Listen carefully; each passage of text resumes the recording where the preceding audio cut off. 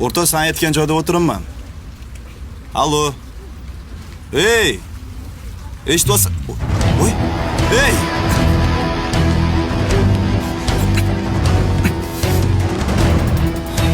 Voy! To'xta!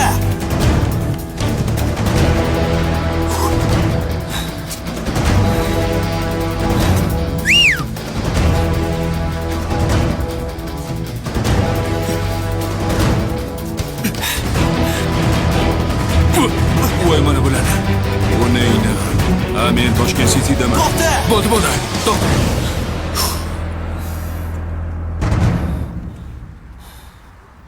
Maynochilik qilma, telefonimni ber.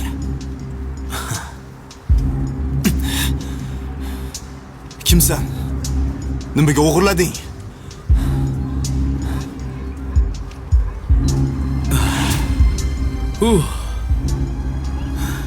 Charchamadingmi o'rta? Nima qilganing bu, tushunmadim. O'zing chaqirib o'g'irlaganing nimasi? Hozir ko'rasan. Tayyormisan?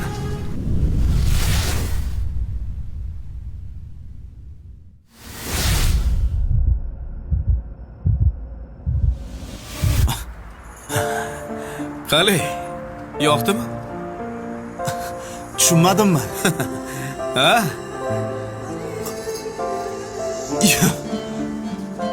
O'rta, nimaga bu? Bu meni mashinam emas, o'zingning mashinang. Buni shunchaki 2 yil oldin sendan olib turgandim xolos. Esladingmi?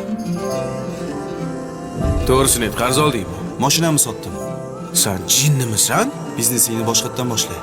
O'rta, ertaga biznesim o'xshamasa, mashinasiz qolib ketasan. Sani qo'lingdan keladi, o'rta. Men senga ishonaman. Biznesda ilmsizligim tufayli juda ko'p xatolarga yo'l qo'yganman. Shunda menga bir inson juda ham katta yordam bergan. Bu Ibrohim Gulyamov. Bu inson biznesda tizim qurish va sotuvni kuchaytirishda juda ham katta maslahatlar bergan. Senga ham tavsiya qilaman, o'rta. Rahmat. Agar puling ko'payib ketsa, bitta mashina olib berarsan? Xudo xohlasa.